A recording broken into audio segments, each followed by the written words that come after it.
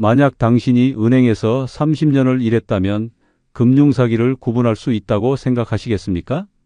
저는 할 수 있다고 믿었습니다. 하지만 4개월 만에 9억 5천만 원을 잃었습니다.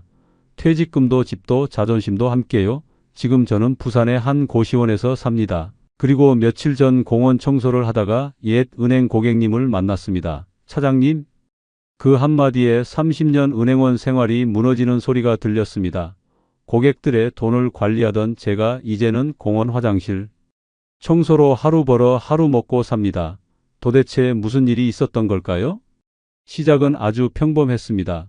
부산의 한 호텔에서 열린 무료 세미나 하나, 고급스러운 사무실 하나, 그리고 은행원 출신이시면 이해가 빠르시겠네요 라는 한마디, 그게 전부였습니다. 시청 전 구독과 좋아요를 누르시면 로또에 당첨되는 행운이 올 수 있습니다. 그리고 지금 어디에서 시청하고 계신지 댓글로 남겨주세요. 여러분의 이야기도 듣고 싶습니다. 그럼 지금부터 시작되는 이야기 속으로 함께 들어가 볼까요?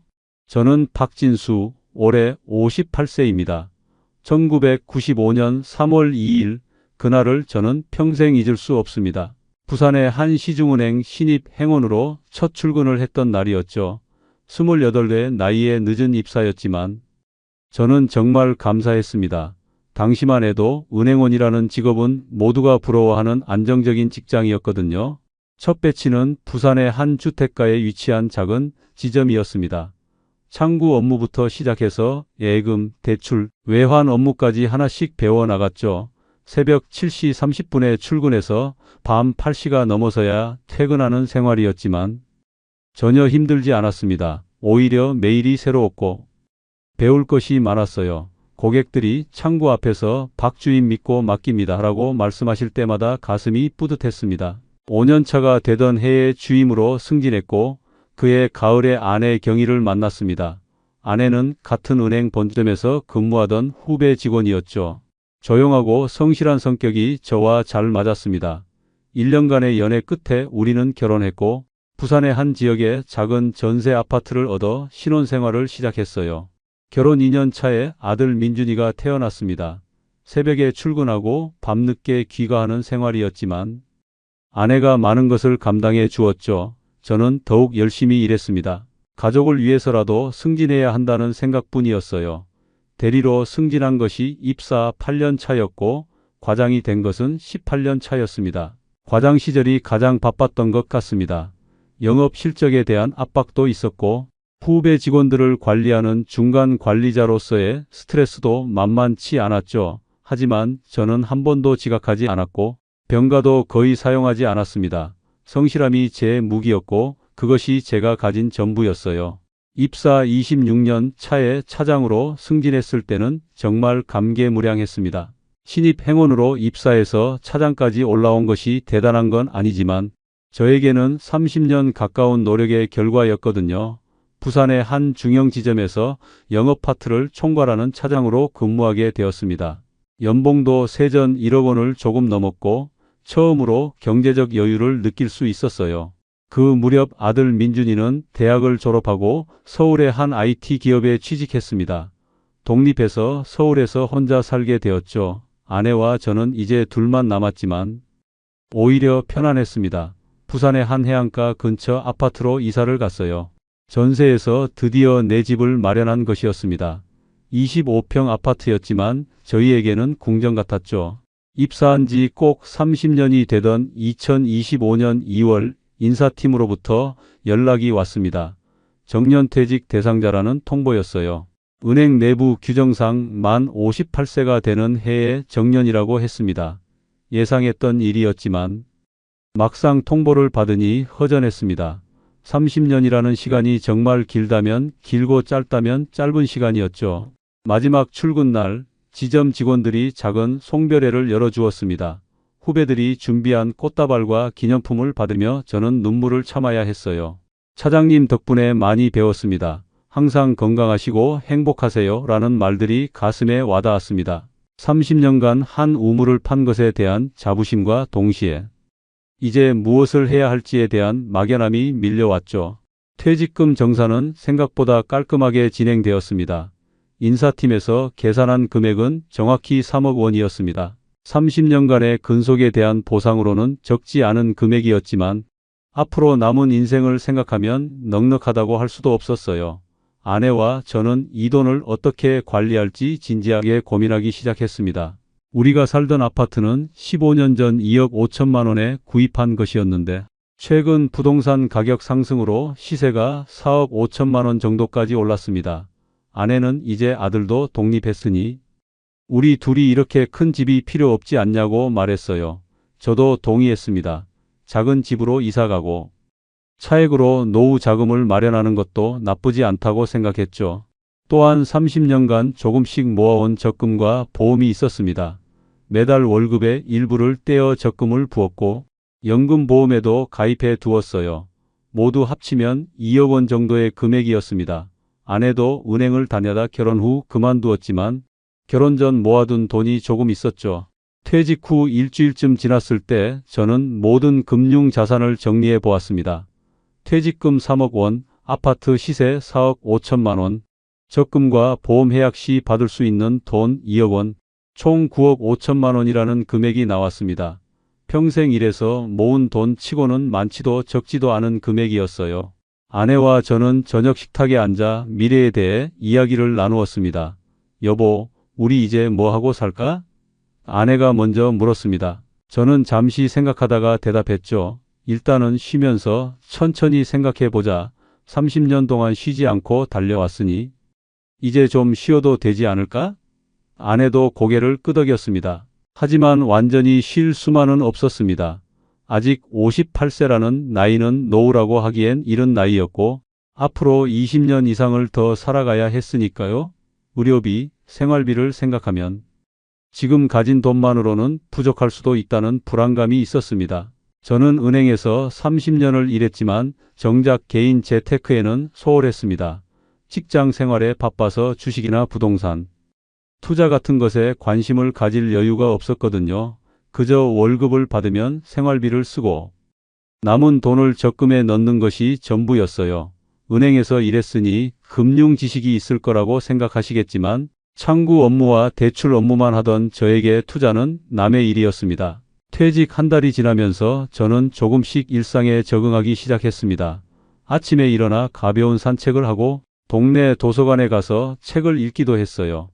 오후에는 아내와 함께 장을 보러 가거나 카페에서 차를 마시며 시간을 보냈습니다. 30년 만에 처음 맞이하는 여유로운 시간이었죠. 그러던 어느 날이었습니다. 아파트 우편함에 고급스러운 초대장 하나가 들어 있었습니다. 프리미엄 은퇴 자산관리 특별 세미나라는 제목이 눈에 띄었어요. 부산의 한 유명 호텔에서 열린다고 했고 참가비는 무료였습니다. 대상은 금융권 퇴직자 및 5억 원 이상 자산 보유자라고 적혀 있었죠.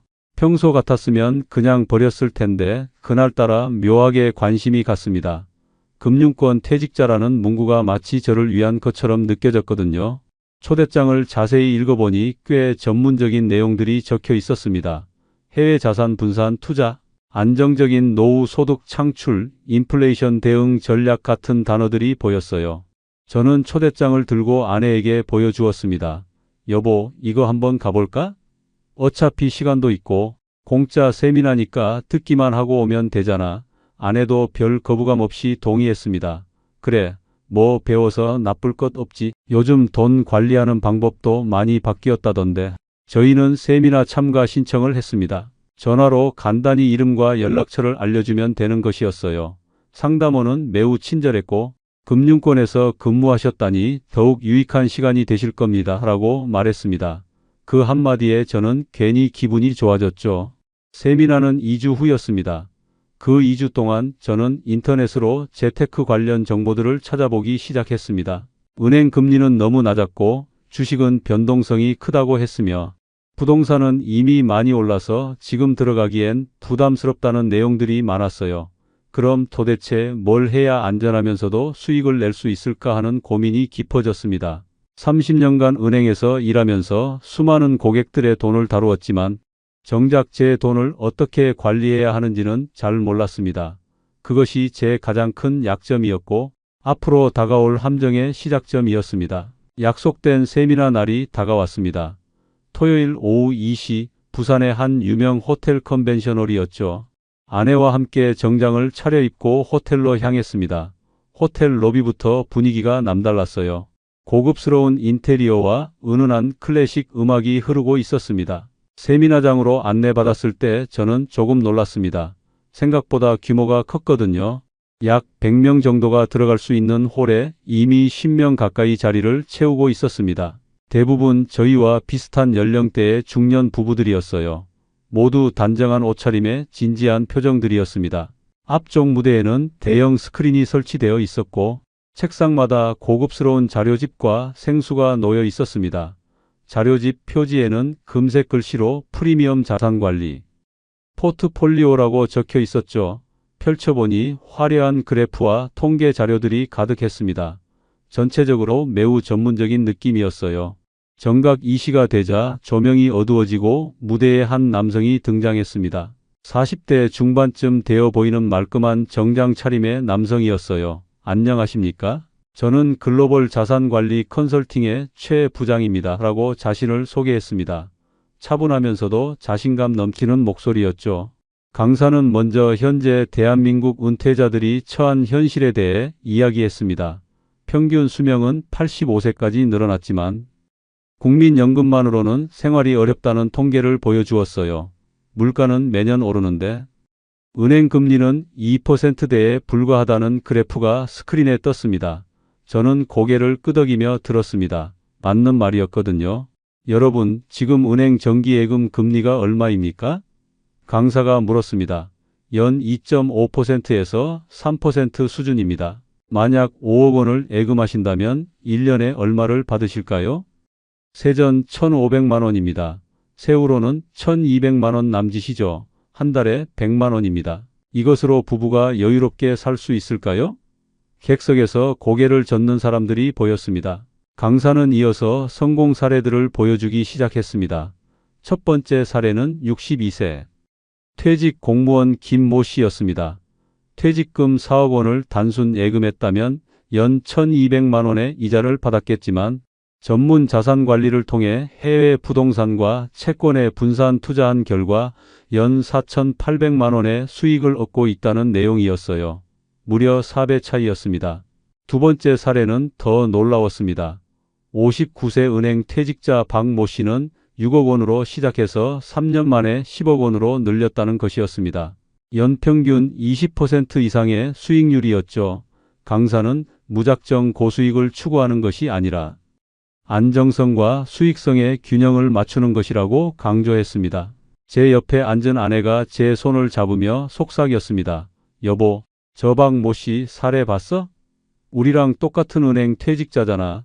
저도 그 부분에 주목하고 있었습니다. 은행 퇴직자라는 공통점이 왠지 더 신뢰감을 주었거든요. 강사는 투자 구조에 대해서도 설명했습니다. 싱가포르와 홍콩의 안정적인 상업용 부동산에 투자하는 펀드라고 했어요. 이미 완공된 건물들이며 임대 수익이 발생하고 있다고 했습니다. 또한 선진국 채권과 배당주에도 일부 투자한다고 설명했죠. 분산 투자를 통해 리스크를 최소화하고 안정적인 수익을 추구합니다. 라는 말이 인상적이었습니다. 무엇보다 마음에 들었던 부분은 투자자 보호장치였습니다. 만약 수익률이 예상보다 낮을 경우 일정 부분 보전해 준다는 것이었어요.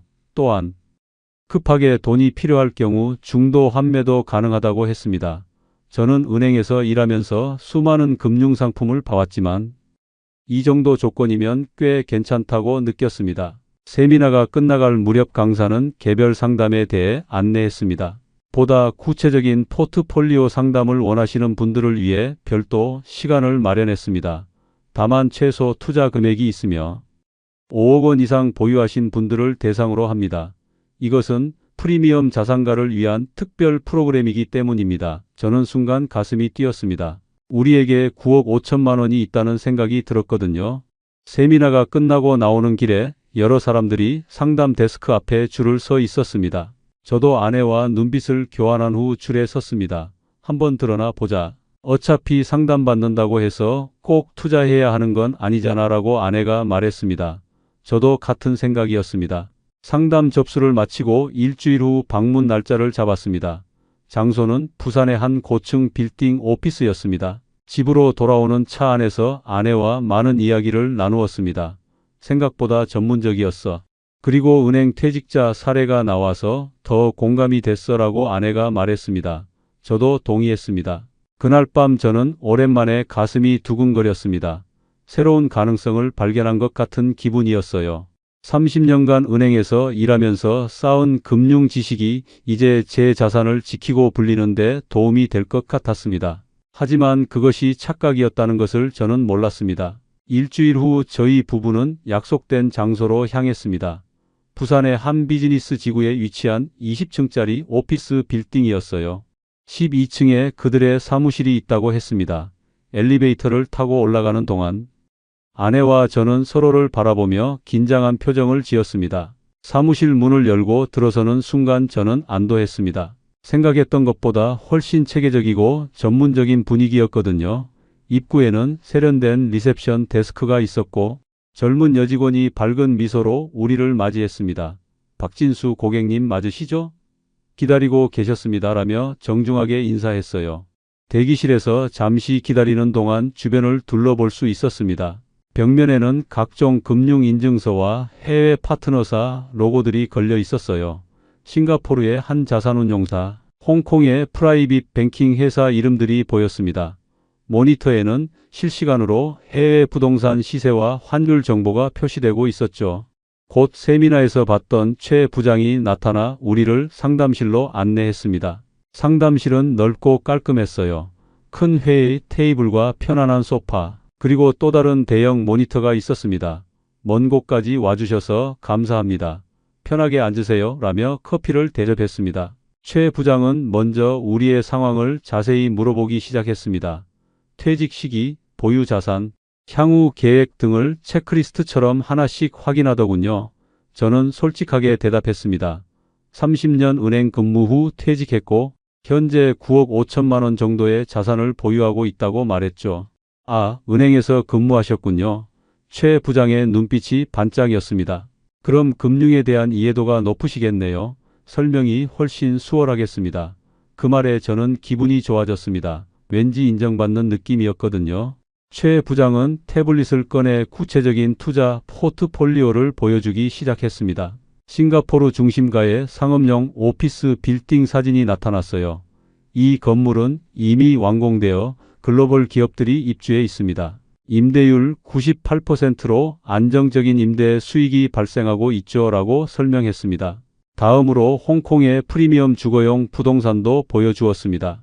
홍콩은 토지가 제한적이라 부동산 가치가 계속 상승하는 추세입니다. 특히 이 지역은 부유층이 선호하는 지역이라 안정적입니다 라고 했어요. 모든 설명이 논리적이고 설득력 있게 느껴졌습니다. 투자 수익 구조는 이렇습니다. 최 부장이 계산기를 두드리며 설명했습니다. 임대 수익과 자산, 가치 상승을 합쳐 연 평균 12%에서 15%의 수익률을 목표로 합니다. 물론 시장 상황에 따라 변동은 있지만 최근 3년간 평균 13.5%를 유지하고 있습니다. 저는 속으로 계산해 봤습니다. 만약 5억 원을 투자하면 1년에 6,750만 원, 한 달에 560만 원 정도의 수익이라는 계산이 나왔습니다. 하지만 저는 신중했습니다. 처음부터 큰 금액을 투자하기엔 부담스럽습니다. 좀 더 지켜보고 싶은데요. 최 부장은 이해한다는 표정을 지었습니다. 당연히 그러셔야죠. 그럼 먼저 2억 원 정도로 시작해 보시는 건 어떨까요? 실제 수익을 경험해 보시고 나중에 추가 투자를 고려하시면 됩니다. 2억 원이라는 금액은 저희에게 부담 없는 수준이었습니다. 퇴직금 3억 중에서 일부만 투자하는 것이었으니까요. 아내도 고개를 끄덕였습니다. 일단 시작해 보는 게 좋을 것 같아요. 경험해 보지 않으면 알 수 없잖아요. 계약 절차는 간단했습니다. 몇 가지 서류에 서명하고 투자금을 송금하면 되는 것이었어요. 계좌번호를 받아 그날 오후에 은행에서 2억 원을 송금했습니다. 송금하는 순간 약간의 떨림이 있었지만 동시에 기대감도 있었죠. 한 달이 지났습니다. 어느 날 오후 핸드폰에 입금 알림이 왔습니다. 240만 원이 입금되었다는 메시지였어요. 저는 깜짝 놀라 통장을 확인했습니다. 정말로 240만 원이 들어와 있었습니다. 입금 자명은 글로벌 자산 수익금이라고 표시되어 있었죠. 여보, 수익금 들어왔어. 저는 흥분해서 아내를 불렀습니다. 아내도 놀란 표정으로 통장을 확인했어요. 정말이네? 한 달 만에 240만 원이나? 우리는 서로 얼굴을 마주보며 환하게 웃었습니다. 월 수익률 1.2%, 연환산하면 14.4%였습니다. 은행 금리의 거의 5배에 달하는 수익률이었죠. 최 부장에게 전화를 걸었습니다. 부장님, 수익금 확인했습니다. 정말 감사합니다. 최 부장은 차분하게 대답했습니다. 당연한 겁니다. 앞으로도 매달 정산해서 보내드릴게요. 다음 달 수익 리포트도 곧 메일로 보내드리겠습니다. 이틀 후 정말로 이메일이 왔습니다. 상세한 투자 현황 보고서였어요. 싱가포르 부동산의 임대 수익 내역, 환율 변동 사항, 다음 달 예상 수익률 등이 전문적으로 정리되어 있었습니다. 모든 것이 투명하고 체계적이라는 확신이 들었습니다. 두 번째 달에도 역시 240만 원이 입금되었습니다. 세 번째 달에도 마찬가지였습니다. 3개월간 누적 수익이 720만 원이 되었습니다. 저는 이제 완전히 신뢰하게 되었습니다. 처음에 의심은 온데간데 없이 사라졌죠. 아내와 저는 고급 레스토랑에서 식사를 하며 투자 성공을 자축했습니다. 여보, 우리 좀 더 투자하는 게 어떨까? 아내가 조심스럽게 말했습니다. 저도 같은 생각을 하고 있었습니다. 2억 원으로. 이 정도 수익이면 더 큰 금액을 투자하면 더 많은 수익을 얻을 수 있다는 계산이 섰거든요. 네 번째 달이 되었을 때 최 부장에게서 연락이 왔습니다. 박 차장님, 요즘 투자 수익에 만족하고 계신가요? 물론이라고 대답했습니다. 사실 VVIP 고객을 위한 특별 프로그램이 있습니다. 5억 원 이상 투자하시면 수익률이 1.5%로 상향됩니다. 저는 귀가 번쩍 뜨였습니다. 아내와 진지한 대화를 나누었습니다. 여보, 3개월간 한 번도 문제없이 수익금이 들어왔잖아. 이제 좀 더 과감하게 투자해도 되지 않을까? 아내도 동의했습니다. 그래, 어차피 은행에 넣어봤자 이자도 얼마 안 되는데 우리는 아파트를 매각하기로 결정했습니다. 부동산 중개인을 통해 집을 내놓았고 한 달 만에 4억 5천만 원의 계약이 성사되었습니다. 생각보다 빨리 팔렸어요. 매수자는 젊은 신혼부부였고 급하게 집을 구하고 있었다고 했습니다. 잔금을 받는 날 통장에 큰 금액이 들어오는 것을 보니 묘한 기분이었습니다. 그리고 30년간 부어왔던 적금과 보험을 모두 해약했습니다. 은행 직원은 정말 해약하시겠어요? 중도 해지하면 손해가 큽니다라고 말렸지만 저는 확신이 있었습니다. 괜찮습니다. 더 좋은 투자처가 있어서요. 해약금으로 2억 원이 나왔습니다. 기존 투자금 2억 원, 집 매각 대금 4억 5천만 원, 적금과 보험 2억 원, 그리고 3개월간 받은 수익금 720만 원을 합치니 총 8억 7,720만 원이었습니다. 저는 9억 원을 투자하기로 결정했습니다. 나머지 5천만 원 정도는 생활비로 남겨두기로 했죠. 최 부장에게 연락했습니다. 9억 원 투자하고 싶습니다. 최 부장은 놀라워하는 목소리로 말했습니다. 대단하십니다. 그럼 VVIP 등급으로 업그레이드 됩니다. 전담 매니저가 배정되고 월 수익률도 1.5%가 됩니다. 저는 가슴이 뛰었습니다. 다음 날 사무실을 재방문했습니다. 이번엔 다른 대우를 받았습니다. 별도의 VIP 상담실로 안내되었고 더 고급스러운 커피와 다과가 제공되었어요. 9억 원 이상 투자자분들은 특별 관리를 받으십니다. 라고 했습니다. 새로운 계약서에 서명했습니다. 이번엔 더 두꺼운 서류였고 법률 용어들이 많았지만 저는 대충 훑어보고 서명했습니다. 최 부장이 은행원 출신이시니 다 이해하시죠? 라고 말했고 저는 자신 있게 고개를 끄덕였습니다. 사실 다 이해하지 못했지만 인정하기 싫었죠. 그날 오후 9억 원을 송금했습니다. 은행 직원이 금액이 큰데 괜찮으신 거죠? 라고 확인했지만 저는 거침없이 승인했습니다. 30년 은행원의 판단을 믿었거든요. 한 달 후 통장에 1,350만 원이 입금되었습니다. 저는 소리를 질렀습니다. 여보, 1,300만 원이야. 한 달에? 아내도 믿기지 않는다는 표로 통장을 보았습니다. 대박이네. 이 정도면 일 안 해도 먹고 살 수 있겠어. 두 번째 달에도 1,350만 원이 정확히 입금되었습니다. 이제는 확신이 되었습니다. 저희 부부는 그동안 미뤄뒀던 것들을 하나씩 해결하기 시작했어요. 아내의 오래된 치아 임플란트 수술을 예약했고 제 낡은 안경도 새로 맞췄습니다. 제주도로 3박 4일 여행을 다녀왔습니다. 30년 직장 생활 동안 제대로 된 여행 한 번 못 갔었거든요. 고급 호텔에서 묵고 맛있는 음식을 먹으며 아내와 오붓한 시간을 보냈습니다. 여보, 이런 게 행복이구나라고 아내가 말했습니다. 어느 날 은행 동기 모임이 있었습니다. 퇴직 후 처음 가는 자리였죠. 모두들 요즘 어떻게 지내는지 이야기를 나누었습니다. 대부분 여전히 일자리를 구하지 못하고 있다고 했어요. 박 차장, 너는 뭐하고 지내? 동기 하나가 물었습니다. 저는 조심스럽게 이야기를 꺼냈습니다. 나? 요즘 해외 자산 투자 좀 하고 있어. 순간 모두의 눈빛이 변했습니다. 해외 투자? 어떻게? 저는 대략적으로 설명했습니다.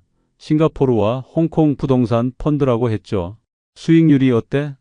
누군가 물었습니다. 저는 잠시 망설이다 솔직하게 말했습니다. 월 1.5% 정도 나와 9억 투자하고 있는데 한 달에 1,300만 원 정도 받아 순간 테이블이 조용해졌습니다. 모두 놀란 표정이었어요. 야, 그거 괜찮은 거 아니야? 나도 좀 소개해줘. 한 동기가 간절하게 말했습니다. 저는 우쭐한 마음에 최소 금액이 5억 원이야. 고액 자산가 전용이거든이라고 말했습니다. 그러자 몇몇은 아쉬운 표정을 지었고 부러워하는 눈빛들이 보였습니다. 집으로 돌아오는 길에 기분이 이상했습니다. 30년 동기들과 비슷하게 살아왔는데 이제는 뭔가 달라진 것 같은 느낌이었어요. 저는 성공한 투자자가 되어가고 있다는 자부심이 생겼습니다. 세 번째 달 수익금도 역시 정확히 입금되었습니다. 누적 수익이 4,050만 원이 되었어요. 저는 엑셀로 수익 관리 파일을 만들어 매달 기록했습니다. 1년이면 1억 6천만 원, 2년이면 3억 원 이상의 수익이 생긴다는 계산이 나왔습니다. 아내와 미래 계획을 세우기 시작했습니다. 5년 정도 투자하면 원금 포함해서 18억 원이 넘겠네. 그럼 작은 빌라 하나 사서 월세 받고 살까? 저는 더 큰 그림을 그렸습니다. 아니면 아들한테 결혼 자금도 넉넉하게 줄 수 있고, 하지만 그때 작은 의문이 들기 시작했습니다. 이렇게 좋은 투자처가 왜 널리 알려지지 않았을까? 5억 원 이상만 투자할 수 있다는 조건도 좀 이상했습니다. 하지만 그런 생각은 금방 사라졌습니다. 실제로 돈이 들어오고 있는데 뭐가 문제겠어요. 네 번째 달이 되던 어느 날 최 부장에게서 특별한 전화가 왔습니다. 박 차장님, 대박 기회가 왔습니다. 목소리에 긴장감이 섞여 있었어요. 홍콩에서 대형 상업 빌딩 매입건이 나왔는데 단기 브릿지 투자자를 찾고 있습니다. 브릿지 투자요? 저는 처음 듣는 용어였습니다. 네, 3개월만 투자하면 30%의 수익을 보장합니다. 대신 기존 투자금을 일시 정산해서 새 계좌로 옮겨야 합니다. 순간 머릿속에 경고음이 울렸습니다. 뭔가 이상했거든요. 왜 갑자기 정산을 해야 하나요? 제가 물었습니다. 홍콩 쪽 금융 규정 때문입니다. 새로운 투자건이라 별도 계좌가 필요해요. 걱정 마세요. 기존 수익금도 함께 정산해 드립니다. 최 부장의 설명은 그럴듯했지만 뭔가 찜찜했습니다. 아내와 상의했습니다. 여보, 이거 좀 이상하지 않아? 갑자기 계좌를 옮기라는 게 아내도 걱정스러운 표정이었습니다. 그래도 지금까지 한 번도 문제 없었잖아. 4개월 동안 5,400만 원을 받았어. 믿어도 되지 않을까? 저는 고민했습니다. 3개월에 30%라는 수익률은 너무 매력적이었습니다. 9억 원에 30%면 2억 7천만 원이었어요. 단 3개월 만에 그 돈을 벌 수 있다니 욕심이 생겼습니다. 다음 날 최 부장이 또 전화했습니다. 차장님, 결정하셨어요? 이번 주 금요일까지만 가능합니다. 늦으면 기회를 놓칩니다. 재촉하는 말투가 마음에 걸렸지만 저는 알겠습니다. 하겠습니다. 라고 대답했습니다. 이틀 후 정말로 제 계좌에 9억 2,700만 원이 입금되었습니다. 원금 9억 원과 4개월 수익금 2,700만 원이 정확히 맞았습니다. 정말 입금됐잖아. 저는 아내에게 통장을 보여주며 안심시켰습니다. 최 부장이 문자를 보냈습니다. 새 투자 계좌 번호입니다. 오늘 3시까지 이체 부탁드립니다. 시간이 중요합니다. 저는 서둘러 은행으로 갔습니다. 은행 직원이 이렇게 큰 금액인데 확실하신 거죠? 라고 물었지만 저는 확신 있게 네, 괜찮습니다. 라고 답했습니다. 오후 2시 50분 저는 9억 2,700만 원 전액을 지정된 계좌로 이체했습니다. 송금 완료 화면을 보는 순간 가슴이 철렁했습니다. 뭔가 돌이킬 수 없는 일을 한 것 같은 느낌이었어요. 이체 후 첫날은 평온했습니다. 최 부장이 문자를 보냈어요. 송금 확인했습니다. 절차 진행 중입니다. 저는 안도하며 하루를 보냈습니다. 둘째 날 오후부터 이상한 징조가 나타났습니다. 평소 매일 오던 투자 현황 메시지가 오지 않았어요. 처음엔 단순 실수라고 생각했습니다. 하지만 저녁이 되어도 연락이 없자 불안해지기 시작했습니다. 최 부장에게 전화를 걸었습니다. 통화 중이라는 메시지만 반복되었어요. 문자를 보냈지만 읽음 표시도 뜨지 않았습니다. 이상하다. 왜 연락이 안 될까? 저는 초조해졌습니다. 셋째 날 아침 저는 더 이상 기다릴 수 없었습니다. 직접 사무실로 찾아가기로 했어요. 아내도 함께 갔습니다. 12층 사무실 문 앞에 섰을 때 제 심장은 미친 듯이 뛰었습니다. 문을 열었습니다. 그런데 안에는 전혀 다른 회사가 있었습니다. 무슨 일이세요? 낯선 직원이 물었습니다. 여기 글로벌 자산관리 회사 아닌가요? 저는 떨리는 목소리로 물었습니다. 아니요, 저희는 광고 대행사입니다. 3개월 전부터 여기 있었어요. 머리가 하얘졌습니다. 건물 관리실로 달려갔습니다. 12층에 투자 자문 회사 있었는데 어디 갔나요? 관리인은 고개를 저었습니다. 그런 회사 없었는데요. 3개월 전에 단기 임대로 한 달간 쓴 회사는 있었어요.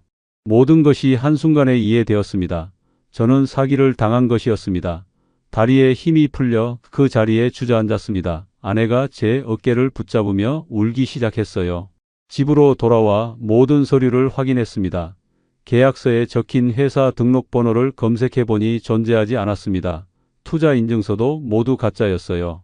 4개월간 받았던 수익금도 결국 제 돈을 돌려받은 것에 불과했습니다. 경찰서로 달려가 신고했습니다. 하지만 경찰관은 냉정했습니다. 해외 계좌로 송금하셨죠? 추적이 거의 불가능합니다. 이런 사건이 최근 급증하고 있는데 대부분 돈을 못 찾습니다. 절망감이 밀려왔습니다. 30년간 모은 9억 5천만 원이 단 72시간 만에 완전히 사라졌습니다. 퇴직금도 집도 적금도 모두 없어졌습니다. 남은 건 5천만 원 뿐이었어요. 사기를 당한 지 일주일 후 우리는 갈 곳이 없었습니다. 집은 이미 팔았고 전세금도 없었어요. 남은 5천만 원으로는 제대로 된 집을 구할 수 없었습니다. 결국 선택한 곳은 부산의 한 고시원이었습니다. 월 40만 원짜리 방 2개를 얻었습니다. 부부가 따로 살게 된 것이죠. 겨우 2평 남짓한 공간에 침대와 책상만 있었어요. 공용 화장실과 샤워실을 사용해야 했습니다. 30년 은행원 생활의 끝이 이런 모습일 줄은 꿈에도 몰랐습니다. 일자리를 구해야 했습니다. 58세에 할 수 있는 일은 많지 않았어요. 구청의 노인 일자리 사업에 신청했고 공원 관리 업무를 배정받았습니다. 월 55만 원의 수입이었죠. 하루 4시간씩 공원 청소와 화장실 관리를 했습니다. 어느 날 공원을 청소하는 중에 누군가 저를 불렀습니다. 차장님? 돌아보니 제가 담당했던 고객이었습니다. 순간 숨이 막혔어요. 안녕하세요 라고 겨우 인사했지만 너무 부끄러웠습니다. 그분은 놀란 표정으로 조심스럽게 물었습니다. 요즘 뭐 하세요? 저는 운동 삼아 봉사활동하고 있습니다 라고 거짓말했습니다. 아내는 마트에서 시간제 계산원으로 일하기 시작했습니다. 60대 중반에 처음 해보는 서비스직이었어요. 하루 5시간씩 주 5일 일하며 월 80만 원을 벌었습니다. 두 사람 수입을 합쳐도 135만 원, 고시원 월세 80만 원을 빼면 생활비는 55만 원 뿐이었습니다. 밤마다 후회가 밀려왔습니다. 왜 욕심을 부렸을까? 왜 2억 원 투자로 만족하지 못했을까? 왜 전 재산을 한 곳에 넣었을까? 하지만 후회해도 소용없었습니다. 이미 돌이킬 수 없었으니까요. 제가 깨달은 교훈을 말씀드리고 싶습니다. 첫째, 은행원이라는 직업이 투자 전문가를 의미하지 않습니다. 저는 이것을 착각했어요. 둘째, 처음 몇 달의 수익은 미끼일 수 있습니다. 제 경우가 정확히 그랬죠. 셋째, 서두르라고 재촉하는 투자는 100% 사기입니다. 진짜 좋은 투자는 천천히 결정해도 됩니다. 넷째, 전 재산을 한 곳에 투자하면 절대 안 됩니다. 분산이 기본입니다. 다섯째, 가족과 진정으로 상의해야 합니다. 저는 아내에게 동의만 구했지 진짜 상의는 안 했어요. 여섯째, 정식 등록된 회사인지 금융감독원에서 반드시 확인하세요. 화려한 사무실은 일시 임대일 수 있습니다. 지금 저는 고시원에서 살지만 포기하지 않고 있습니다. 아직 건강하니까 일할 수 있어요. 언젠가는 작은 원룸이라도 얻어서 아내와 함께 살고 싶습니다. 제 이야기가 누군가에게 경고가 되기를 바랍니다. 우리의 이 사연이 마음에 남았다면 좋아요를 눌러주세요. 그리고 소중한 사람들과 함께 이 이야기를 나눠주시길 바랍니다. 여러분의 한마디가 누군가에겐 큰 위로가 될 수 있습니다. 영상이 마음에 드셨다면 구독과 좋아요, 응원 부탁드립니다. 감사합니다.